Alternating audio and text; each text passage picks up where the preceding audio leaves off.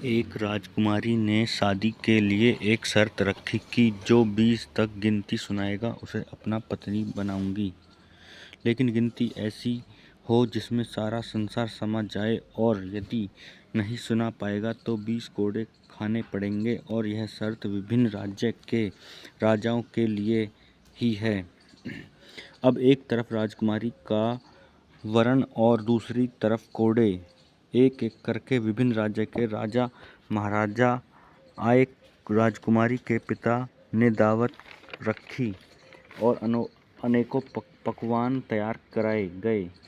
पहले सबने दावत का आनंद लिया और फिर सभा में राजकुमारी का स्वयंवर शुरू होता है। एक से बढ़कर एक राजा और महाराजा आते हैं। सभी गिनती सुनाते हैं जो उन्हें पढ़ी हुई थी, लेकिन कोई भी वह गिनती नहीं सुना सका जिससे राजकुमारी संतुष्ट हो सके। और अब जो भी आता कोड़े खाकर चला जाता। कुछ राजा तो आगे ही नहीं आए, क्योंकि उनका कहना था कि गिनती तो गिनती होती है, राजकुमारी पागल हो गई। ये केवल सबको पिटवा कर आनंद लूट रही है। यह सब देखकर वहाँ पर खड़ा एक सिपाही हंसने लगता है और कहता है कि अरे, आप इतने ज्ञानी राजा महाराजा हैं और आपको 20 तक गिनती नहीं आती। एक सिपाही से यह सब सुनकर वहाँ खड़े सभी राजा महाराजा बहुत नाराज हो गए और उसे दंड देने की बात कहने लगे। राजकुमारी के पिता उस सिपाही से पूछने लगे कि तुम क्या गिनती जानते हो, और यदि जानते हो तो अभी सुनाओ, नहीं तो आप अपने इस दुस्साहस के लिए दंड भोगने के लिए तैयार रहो।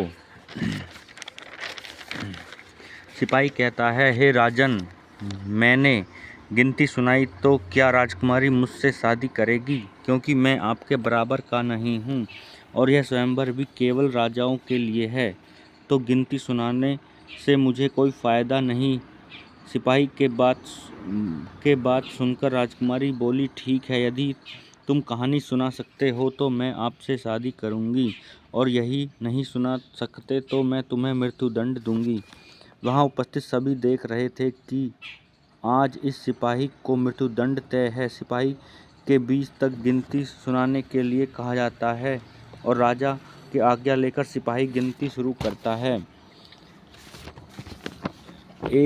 एक भगवान, 2 पक्ष, 3 लोक, 4 युग, 5 पांडव, 6 शास्त्र, 7 वार, 8 खंड, 9 ग्रह, 10 दिशा, 11 रुद्र, 12 महीने, 13 रत्न, 14 विद्या, 15 तिथि, 16 श्राद्ध, 17 वनस्पति, 18 पुराण, 19वीं आप राजकुमारी और 20वां मैं। वहाँ खड़े सभी राजा महाराजा आश्चर्यचकित रह गए। सिपाही ने 20 तक गिनती सुना दी, जिससे सारा संसार शामिल था। राजकुमारी बहुत खुश हुई और राजकुमारी ने एक सिपाही को बुद्धि का प्रमाण लेते हुए उससे शादी कर ली।